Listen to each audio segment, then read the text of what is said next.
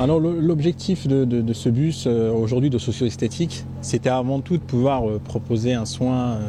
de bien-être aux femmes qui aujourd'hui vivent des situations parfois difficiles, de vulnérabilité, les familles monoparentales, les femmes en situation de violence conjugale ou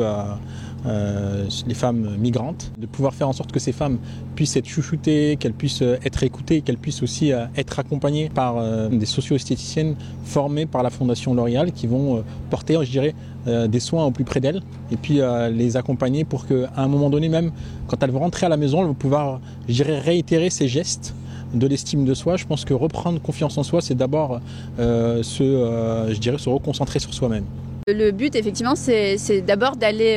le plus près possible des femmes, c'est-à-dire que nous, on voulait toucher des femmes qui n'avaient pas du tout accès aux soins de socio-esthétique, mais là, on voulait vraiment toucher un autre public, un public qui ne se déplace pas, qui n'y a pas accès. Donc le but, c'est de permettre l'accès aux soins de socio-esthétique au plus grand nombre. Et après, on est quand même capable, nous, de le proposer à des structures qui sont aussi plus petites. Donc c'est pas faire du chiffre pour faire du chiffre, mais c'est vraiment de le proposer là où les associations peuvent accueillir. Donc nous, sur ce projet, on est très content de compter sur le partenariat avec Banlieue Santé qui nous a ouvert les portes des associations dans les villes et on a été accueillis par des associations qui nous ont envoyé des femmes de plein de quartiers différents. Toute la journée nous allons accueillir en fait des dames qui participent à ces ateliers. Le but c'est de pouvoir leur apporter du bien-être, les sortir du quotidien et surtout aussi